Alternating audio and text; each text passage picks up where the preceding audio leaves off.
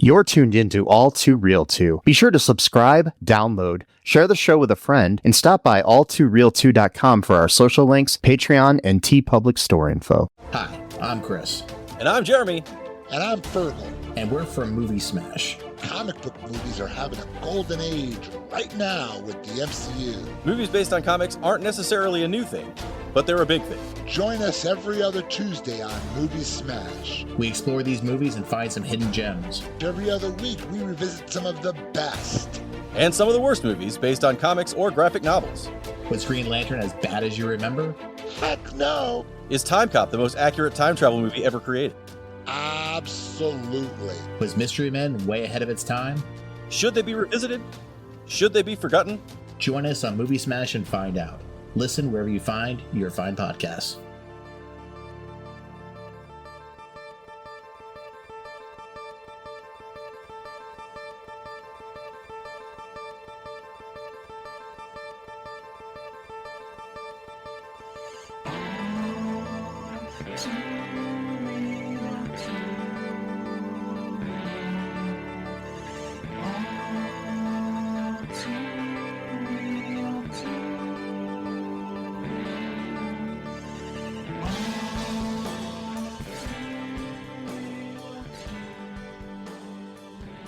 Okay, everybody, welcome to the latest episode of All Too Real 2.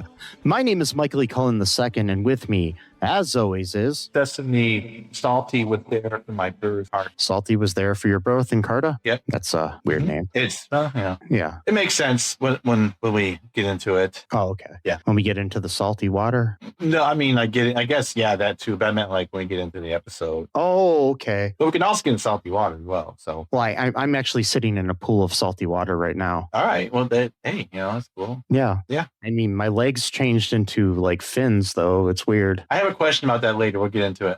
But there is that. Yeah. Yeah. So, but yeah, it's kind of cold though, because it's like 0 degrees outside, and I've got my bare fins in this pool of salty water right now. Yeah. I had to set this up at my computer desk. It was really weird. I mean, hey, if it works, that's fine. Yeah. I'm in a little kiddie pool. It's got turtles on the side of it. It's kind of cute. Just be careful not to get any electricity. Oh, ouch. Oh, yeah. I think I just electrocuted myself. Okay. Anyways. So today, folks, on the show, we are covering the made-for-TV movie Splash 2, TOO. Yeah. Yes, this is a 1988 movie that aired on ABC. So this is a sequel to the 1984 Tom Hanks starring movie Splash, which was a splash hit. I get it. But unlike The Jerk 2, which shares an actor with this movie, this actually is a different plot than whereas The Jerk 2 was just the same story. Also, I mean, The Jerk 2 didn't make sense because it kind of implied that there was another jerk. This one, TOO still doesn't make sense. No, it doesn't. Or maybe it's because it's another Splash. I don't know I'm confused. But it would probably make more sense to call it Splash TWO. Yeah. Or call it another Splash. That's what I would have called it. But yeah. Yeah, the comma and then TOO, which that's also The Jerk was comma. So I don't know if that's what they were doing that for whatever reason. I mean, that's 84. This was 88. That's 4 years later. And when I see 2 in a title, I always think of Teen Wolf 2, which made sense because it was a different Teen Wolf. Because Jason Bateman played a different character than Michael J. Fox played. He was his cousin. So it was like, I'm also a Teen Wolf because TOO means also. So right, exactly. Yeah. Mm-hmm. So I don't know. Or maybe it's just saying this is Splash also. I don't know. It's confusing. I like how we were just like a minute ago criticizing the Manhattan nitpicker about language. And now here we are talking about. Yes. So I think we should spend the next hour and a half, dissecting just the title of this movie. Yes. Yes. Oh, God. Oh, that would be a great podcast. Anyway, no. So the Internet Movie Database log line here for this movie is Alan and Madison return to New York, one to save his business, the other to save a dolphin in captivity. Yes. This was directed by Greg Aki, who basically looks like he's directed a bunch of TV shows. Okay. I do not see another single movie on here, but he's directed like Herman's Head. Oh. The Tortellis, It's a Living, Perfect Strangers, Nice. Royal Family. Oh, that's weird. I was just talking about the Royal Family the other day. That was the show that Red Fox died on the set of. Yeah, Red Fox was always known for doing his fake heart attacks on Sanford and Son. Yeah. And he actually had a heart attack on the set of Royal Family when they were rehearsing, and people thought he was joking. Oh my god, that's fucking morbid, dude. Did we cover Herman's Head, the pilot? Yes, we did. We did cover the pilot of Herman's Head. I recommend checking out that episode. Yeah. So this was written based on the characters created by Bruce J. Friedman for the first movie. And this was written by another Bruce Franklin Singer, who is known as a writer for episodes of Moonlighting, Sunset Beach, Burke's Law, The Killing Time, Diagnosis Murder, things of that nature. So, and this movie stars Todd Waring as Alan Bauer, taking over for Tom Hanks, Amy Yasbeck, who is a Facebook friend of mine. So if you happen to be listening to this, Amy, you were the best part of this movie, and I'm not just saying that. As Madison Bauer, Donovan Scott. She's taking over for, by the way, for Daryl Hannah. You got Donovan Scott as Freddie Bauer, taking over from John Candy. And then we've got Rita Taggart as Fern Hooten, Noble Willingham as Carl Hooten. You've got Dody Goodman, the only returning actor from the original movie, playing Mrs. Steimler. You got Mark Blankfield, star of The Jerk, 2, as Dr. Otto Venus. You got Barney Martin as Herb Needler and Doris Balak as Lois Needler, and then other people. So initial thoughts here on Splash, 2. It wasn't that bad. I mean, it wasn't like good necessarily, but it kind of reminds me of like watching like made for TV movies as like a kid, like with with the family, where it's like you're not like 100% invested into it, but you're still kind of watching it and you're kind of getting into it. Not second screen Netflix style where you're barely even paying attention at all to it, but like you're not just having it on as like a background, like you are still actively watching it, but you might not be like 100% invested into it, like emotionally, like you would for like the original movie or whatever. But but I was surprised that it wasn't like 100% terrible. Like a lot of these movies tend to be that way. What I like about this is that it actually is a sequel. Like it's not just the same plot with different actors. Like it actually does continue the story. Yeah. However, they kind of contradict the first movie because that's what I was going to say. It kind go ahead. kind of negates the ending of the first movie where they were forced to basically live underwater forever. And Addison tells him that, or Madison, not Addison. Madison tells him that he has to live under water for the rest of his life, but somehow magically now he doesn't have to. Yeah, they're just like hanging out like on the shore and all that kind of stuff. He's bored all the time. He's got nothing to do. It was I did not like how he was treating her in this movie. Actually, no. Like, yeah, I mean, but he came around, which was good. Yeah. Do you want me to cover some trivia here from IMDb before we get into the plot? Yeah, that's fine. Yeah. So Amy Yasbeck went through extensive physical training in preparing to play Madison for the underwater swimming shoots when in her mermaid tail costume. She was originally offered to wear the mermaid tail costume worn by Daryl Hannah from the first Splash, but she could not fit into it. So they did a body cast of her and her stunt swimmer, and the tail was made for her. It took 3 people to zip up the tail. Oh, God. And then lift her into the water. As I said, Dody Goodman was the only person to return. This was the first movie ever to be filmed at the then new Disney MGM studio complex in Orlando, Florida. Okay. None of this was filmed in New York, which you can tell. But anyways, so yeah. Oh, definitely. I thought it was like California or some shit. Like, as a result of unavailability of the first film stars, Tom Hanks, Daryl Hannah, and John Candy did not reprise their roles. Hanks had opted for the lead in Big instead. Much better. Yeah. Much better Candy was making The Great Outdoors, and Hannah was committed to Steel Magnolias. All three of those movies are good movies. So it's just imagine if they did like would have like completely changed the arc of their like either for the worst or for the better. Yeah, it could have like destroyed Tom Hanks's career. He's not doing big. Like whoever else was gonna do big, maybe that guy. Mm-hmm. For example, I mean, I don't know, but I'm pretty sure they had a few ideas. You know, they usually do. Like Jason Bateman, because we were just talking about that. You know, I don't know for them. He was probably too young at that time, but yeah. Yeah, you're right. He probably was. So this has never been released on home media in the United States. It has other countries. Yeah, we found it on YouTube. It was actually recorded from a Irish television station. Even better.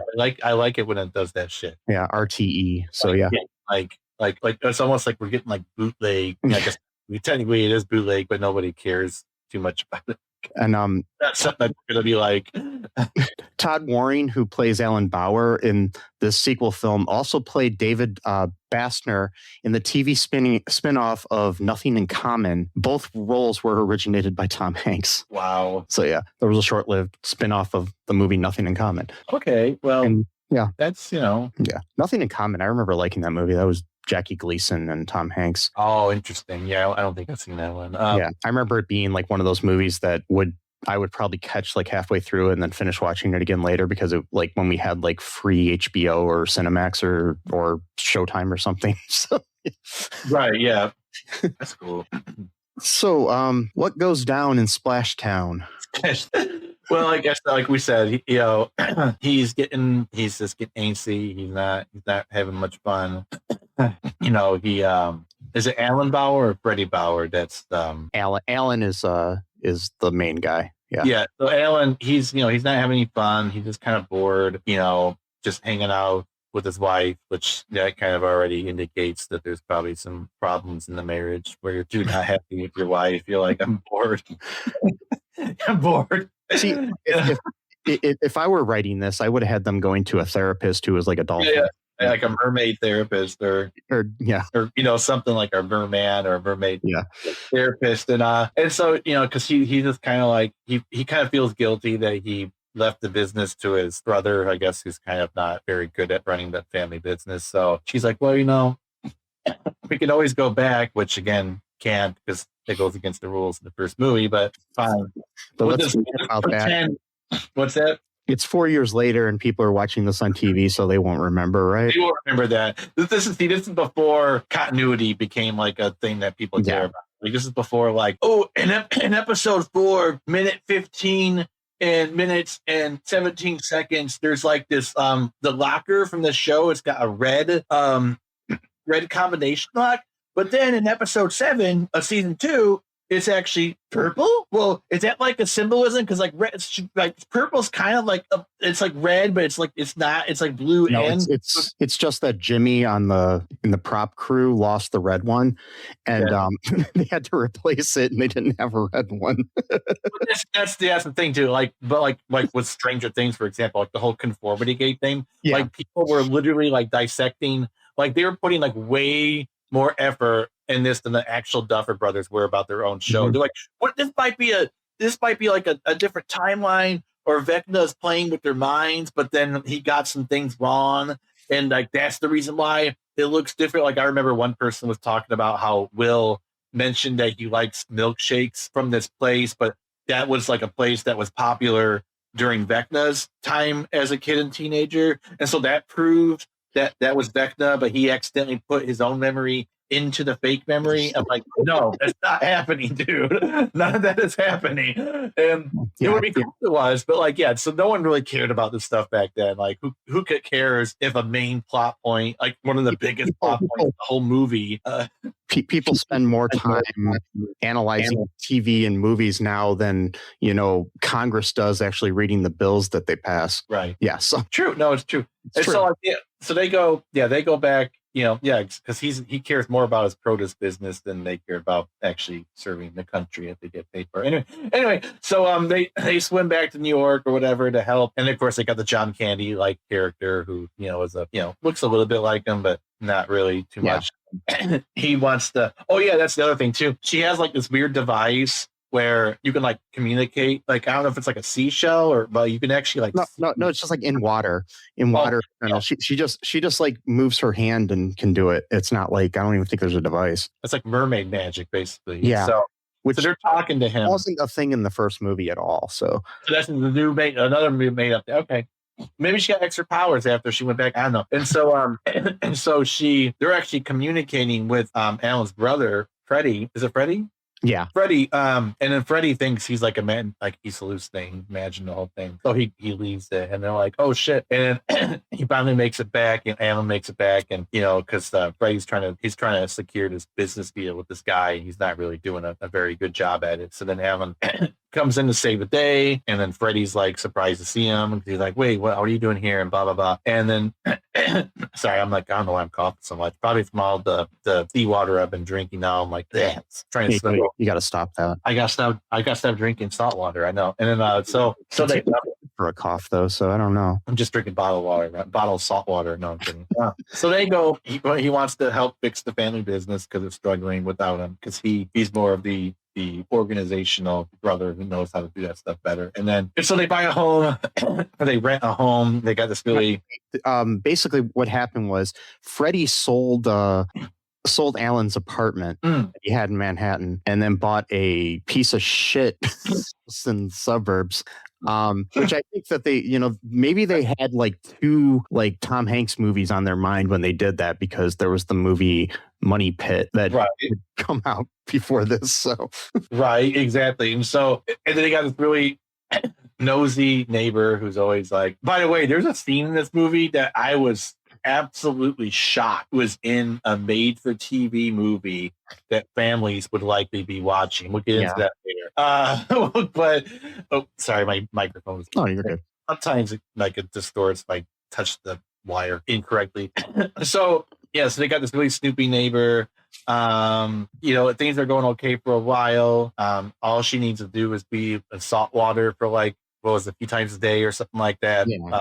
To make sure that she can live or whatever. Yeah. And this comes into play later, and it's okay at first, but then Alan's basically just like turning her into like a housewife essentially without really realizing that's what he's doing. Yeah, I mean, she like agrees to do it, but it's like to live on land. But he starts to become very controlling, and and then like there's even a scene where she is like basically mimicking June Cleaver from Leave It to Beaver or something, so it's like, she's trying to be the all-American housewife. Right, because she's very literal about stuff. Like she, doesn't really understand like jokes or like metaphors or whatever. So she kind of just, speaks very, very literal, So at one point, very similar humor to The Jerk 2, where he would say things that he just misunderstood, and people would think he's joking, but she would say things that she misunderstands, and people think she's joking. So yeah, exactly. It's very like when she gave someone orange juice from the freezer, and she just dumped the frozen thing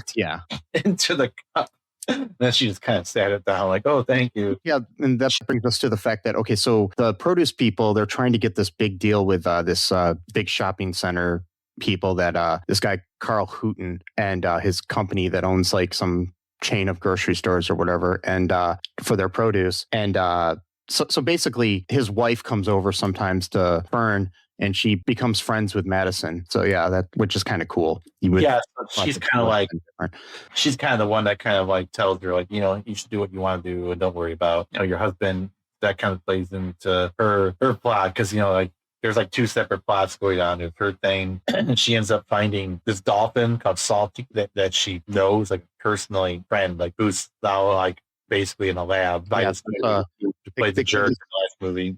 This like aquarium, and the aquarium scenes were actually shot at the Living Seas Pavilion at Epcot Center. Oh, okay.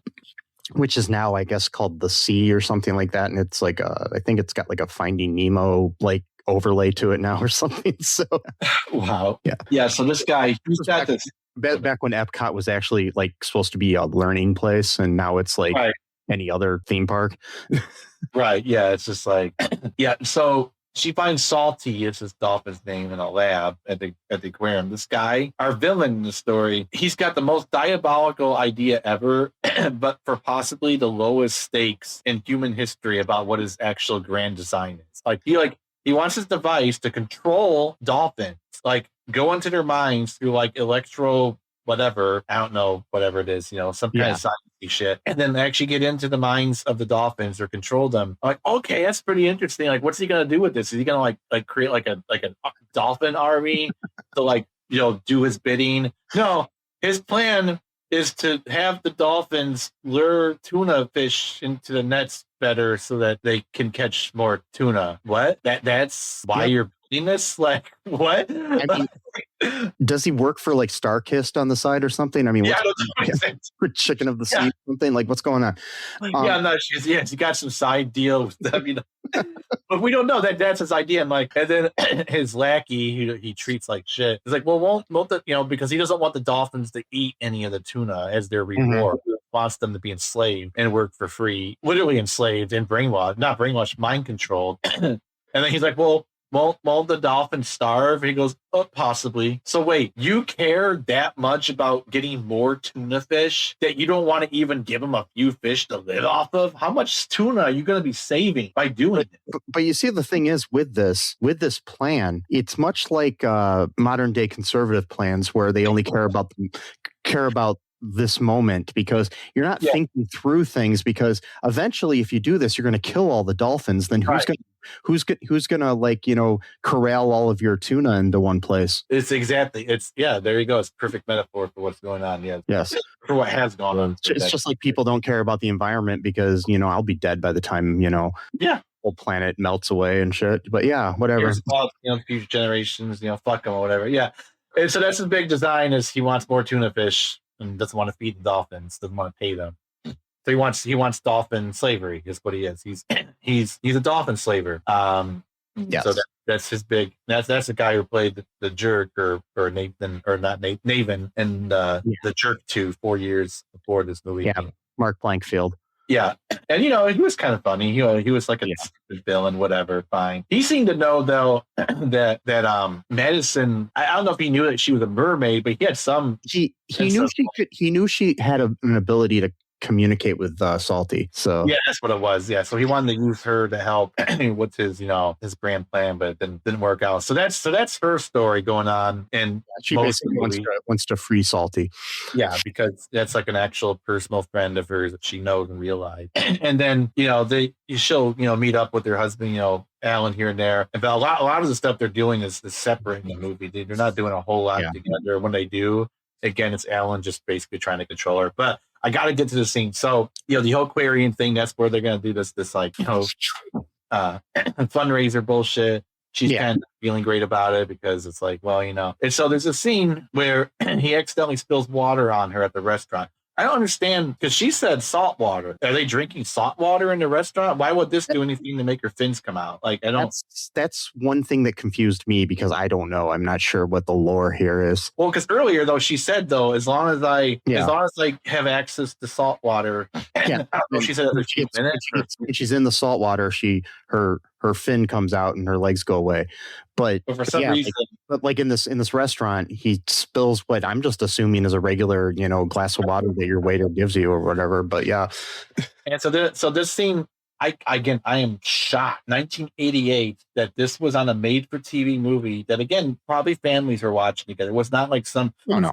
It's not like some really serious movie not for kids or whatever. So. I'm not sure if it was part of. I don't know if this was part of like the Wonderful World of Disney or something. It might have even been. So it's even worse. It was even worse. So he goes under the table to try to fix the fins or whatever, and she's writhing around because he's moving the fins around, but she's like jumping in her seats and writhing around or whatever. Yeah. And then the nosy neighbor is seeing this, and she's like, he's under the table, and he's like. Her husband's always like, yes, dear. Like, he's never paying attention to what she's saying. He's like, okay, dear. And then this is going on for it feels like 2 minutes. I'm like, how long? And then he goes, well, maybe he's eating something down there. I'm like they let that in this movie? Yeah, but the thing is, it's like he didn't say it like in a sexual way, though. No, he didn't. That's why I know he didn't say it like that, but still, like the implication, it's so funny. I mean, it's the same thing like when you watch old Looney Tunes or something, and you'll get these like sexual innuendo in there that are like there for the adults, but the kids, it'll probably go over the kid's head.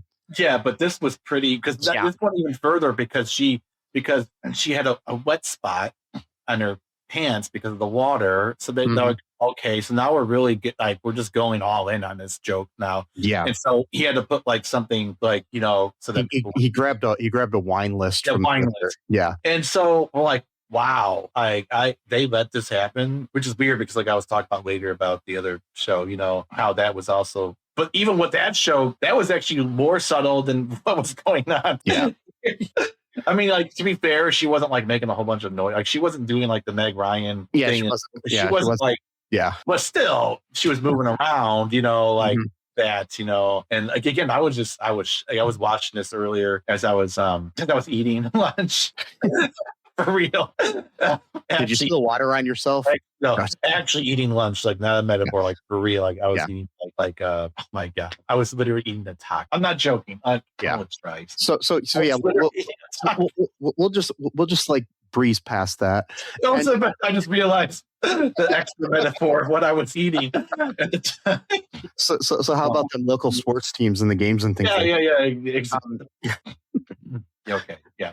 So the whole thing is like basically the whole like point of the movie then is that they want to try to rescue Salty. Madison gets to the point where she's kind of pissed off, so she decides to go back to the ocean because she's being treated like shit by Alan. Mentally abusive husband basically. Yep. Yep. And gaslighting and emotional abuse. Yes. Yes. Well, I guess both forms are emotional abuse, but yeah. But hey, he makes up for it by going underneath the table. Sorry. Yeah, it's like callbacks like a minute ago. Yeah, the other day I was at work speaking of gaslighting. Like I said something to somebody and he was just joking. He was like, "Stop gaslighting me," and then I said, "Oh, I'm not really." And he's like nobody. Gaslighting is always bad. And I said, but what if that's the only way to light the room? Yeah, exactly. So yeah, it's not always bad. You're like, wait, what? Yeah. He just looked at me. That's fun. I like to mess with this kid. He's funny though. But I was like the other day I asked him what floor he needed to be on when we're in the elevator, and he says 6. And so I pressed the 6 button and then I pressed it 2 more times. Uh-huh. And he was watching me and he's like, "Did you just do what I think you did?" And I was like, "Maybe." That's right. Yeah. But anyway, she finds out that she wants to get Salty back to his mate, and because he misses her, and his mate, it turns out, is pregnant, so he's going to be a daddy. And congratulations. Yes, but he might be killed by evil Dr. Tuna Fish Dude or whatever. Evil Dr. Tuna Fish Dude. Otto. Yeah, there you go. Otto Venus. That's a weird name. Yes. It sounds like penis a little bit. Yeah, that's what I was thinking. Was that intentional or is that probably just random? Yeah, you probably maybe it was. I don't know. No, names that people would come up with. Yeah, but so basically they end up hatching a plan to get Salty out, and it involves Fern and Freddie. They help out and they get Salty out of there. There you go, and get him back to the ocean. And then they said that they're going to go back to the ocean, but Alan says he really doesn't want to, and then Madison says she doesn't either. And I'm like, is she just saying that? Is this more of this? It's more of the Is it more of gaslighting and the emotional? Is this Stockholm syndrome or what? But exactly. Yeah, but who knows? And then they decide to stay, and it kind of looks like Fern is going to leave her husband for Freddie, which is weird too. Which is very weird. Random. Yeah, they could have done though. They could have just split up their time. Yeah, live half the year. So that way she's not like just being taken. I mean, there was this family that lived in my neighborhood, like in the street behind me, that spent their winters in Florida and their summers and stuff in Ohio. But why couldn't he can't leave the family business for 6 months? Yes. Or his brother's that incompetent, then maybe he shouldn't be running the business. Yeah. Maybe his brother should find something else. I'm trying to figure out how long of a time period between the end of the first movie and the beginning of this movie took place that he fucked up the business. Was it years? Was it years or months or? It was like a year. It wasn't even that long at all. It was. I think he was literally there for like a year, and he was already getting bored. Maybe he can't leave him with the company for 6 months because he could just fuck it up again. True, but then like I don't know, find another way. Hire someone who's like a good manager. Yeah, I was gonna say hire a manager because most good businesses are built on delegation. So I mean, yeah, like at first, like you got to do it alone because you can't afford to pay for. But after a while, when you're making enough money, just hire. Like what do you? Yeah, I mean, what's the problem? Like, I mean, Jeff Bezos isn't the only person fucking over his employees. So it's good. Right. The produce place here is like they're going to become like a capitalist, enterprise. Yeah. Be really, really mean to their employee. No, I mean it's true to an extent. Like the more you grow, almost every single time it's going to be like I remember a place I used to work for way back in the 70s. The owner of the company was like really, really good to his employees. Every New Year's, he invited them to like go for basically like a really expensive steakhouse, and then they could order whatever they wanted. Didn't matter how much it cost. They can order whatever they wanted. Yeah. And she would just pay for it.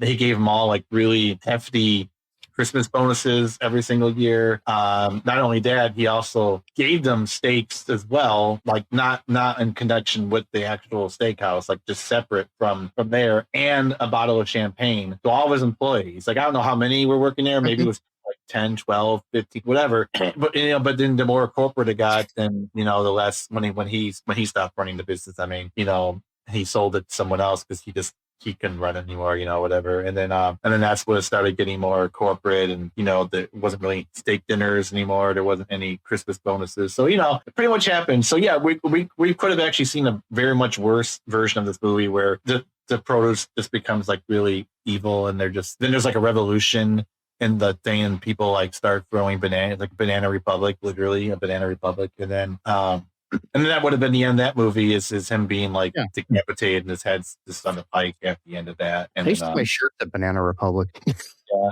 It was such a weird thing. Like, why'd they make a store like this phrase Banana Republic means like a dictatorship. Yeah. It's like a corporation sets up for the specific purpose of business. Like it's not like that's the very reason for it existing. Like I said, I mean, when I was a teen and in my 20s, I used to buy dress shirts at Banana Republic because I liked them and they fit well. And I never knew what Banana Republic was until after that, when I took like a world history class in college, and I'm like, oh, what the fuck? It was because this guy, he was a banana merchant. I mean, like more than that, but like it started off as a banana merchant. And it was basically they basically took over the country through the banana business. And in short, so if you want to look up that, there's I think it was a Behind the Bastards series about that. That's really good. So look that up somewhere. Yeah, no, I think I heard some. There's a podcast that can cover it a lot better than I can. So. All I'm getting is like the fucking store. I'm trying to find. Okay, finally found the actual. Yeah. Yeah, it was Coined 1904 by American writer O. Henry. Yeah. The actual reason why was because this guy, he was 1870 by Lorenzo Dow Baker. Yeah. Captain of the schooner Telegraph, who bought bananas in Jamaica, sold them in Boston at 100,000% profit. Yeah. So that's a lot of money. But banana proved popular with Americans as a nutritious tropical fruit that was less expensive than locally grown fruit in the U.S., such as apples. And then blah, blah, blah. And basically, I guess it wasn't making as much money anymore. And so he was like, well, we're going to like make them grow shit. And like, and then they had like they took on like Edward Mortonbridge, like philosophies to help people believe that bananas were better for you than they actually were and stuff. And but yeah, it's anyway, but that's what that would have literally would have become a banana. And then like Madison would have divorced him because she can't stand to live with him anymore after that. And then Salty killed him. I don't know. And then yes. What are you typing? What are you Oh, I'm just typing. Are you looking it up? Oh no, I was just checking something else out. But yeah, they're it was for my own benefit. Okay. But yeah, so Any other thoughts on this movie? No, not really. But I'd recommend it. If you want something to watch that you don't have to be super invested in, but not as a second screen. Like you're not going to have like lines going like. I said Edward Boinbridge. That's what I was looking up. I said the wrong person, but yeah, that's fine.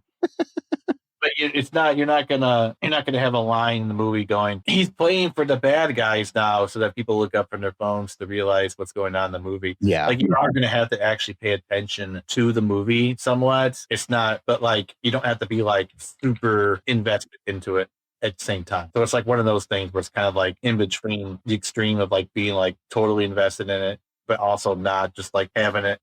Like I hate to say this because I like both actresses, but it's not like Two Broke Girls where people mainly just have it in the background. Even though I think both actresses are great at their craft in other shows. I meant Edward Bernays. I said the wrong.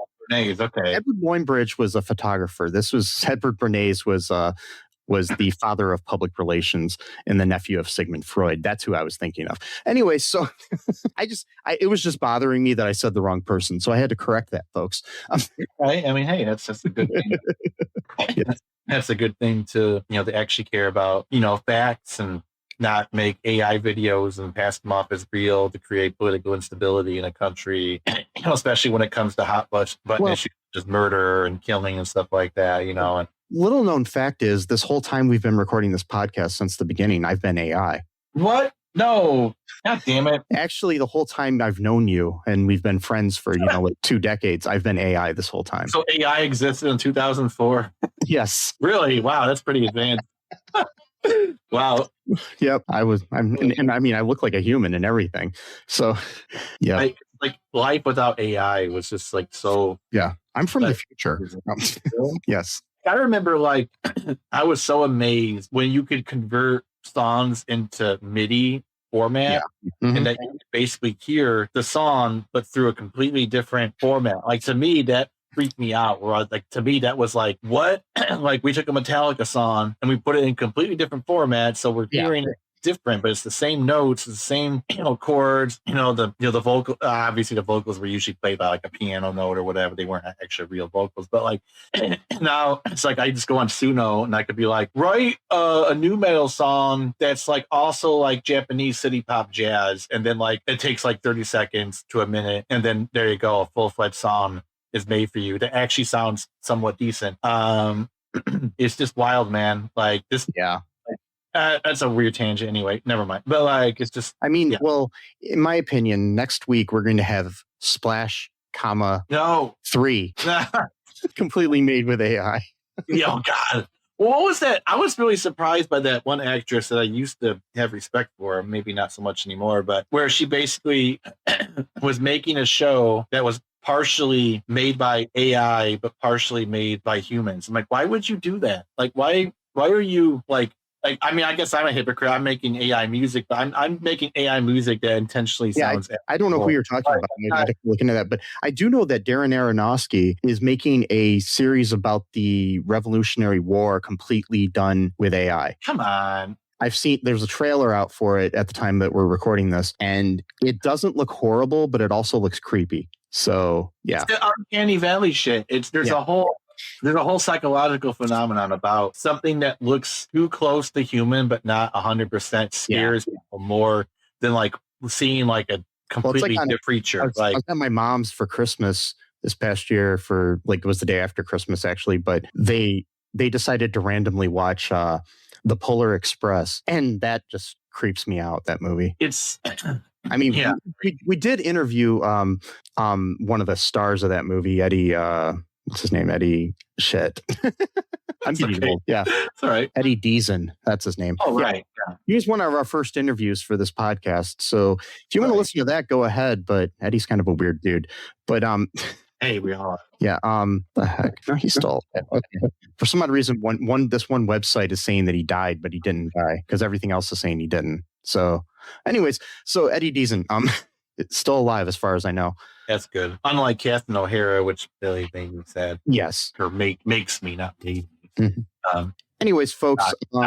bad. Yeah. Hope you enjoyed our review of this made-for-TV movie. Yeah. If you find any other made-for-TV movies or anything you'd like us to cover in the future, send me a message at mike@cullenpark.com. You can find us at all2real2.com and check out our TeePublic and our Patreon there. Good ways to support the show. Become a member at Patreon. I'm going to check it out, but I think you can become a member for free, and then you can get any information that we share on there like right away if I decide to share anything, which I haven't yet. But anyways, in a while at least. But right. Our Patreon is patreon.com/all2real2. It's easy to remember. Yeah. Also, just share the show with your friends. Share it on social media. Share it in the world. Go out to the ocean, middle of the ocean, and swim and share it with Salty the dolphin if he's still out there. I'd love to have him as a listener. That'd be great. If he hasn't starved from lack of tuna. Yeah. Sorry. Don't starve dolphins. No. Don't starve dolphins. That's good, that's a good. Don't catch them in your nets, because dolphin safe tuna is better than other tuna, which I'll never eat any tuna because I can't stand tuna. But anyway, so I remember that campaign back in the 80s. Yeah, Sinbad was big on it. Yeah, but don't be catching dolphins in your nets. Nah, don't do it. Yeah. And just remember that, one other thing, because Amy Yasbeck was in this, I'm going to add in our show notes for this episode a link to, trying to find the link really quick before I add it, but the John Ritter Foundation. Oh. For the aortic dissection, making a difference in it. I'm going to, if you want to get involved with them and donate anything, she's the widow of John Ritter. So. Oh, okay. Yeah, that's why she's like the main person behind that organization. So, the John Ritter Foundation is a really good charity that helps to fund research and provide education, raise awareness of thoracic aortic aneurysm and dissection, which is, it's the random thing that took John Ritter. So, yeah. Right. So, yeah, check that out in our show notes. I just wanted to share that. Yeah. Also, just remember that trans lives are human lives. Mm-hmm. Fuck ICE. Yeah. Fuck the oligarchy. Yeah. Yes. No human is illegal. Yeah. Be different. Be yourself. No, I'm kidding. Free Palestine. Yes. Genocides are bad, okay? Yes. And just know that I love you. Don't kill those dolphins. Don't kill dolphins. And also don't, since it's a movie about the sea, don't try to take revenge on wild animals because they kill people. Let's not ascribe human motives to wild animals. Like, let's not try to murder sharks because it killed a human. We not do that, please. Come on. Yes. Like, let's be real. Like, yeah, let's not do that. And be good. Yeah. And remember that Sesame loves you too. I do. It's true. And until next time, bye-bye. Thanks for listening to All Too Real 2 podcast, a Cullen Park production. Produced and edited by Michael E. Cullen II. Music by Matthew Hawes. Subscribe and share the show. Visit us at cullenpark.com.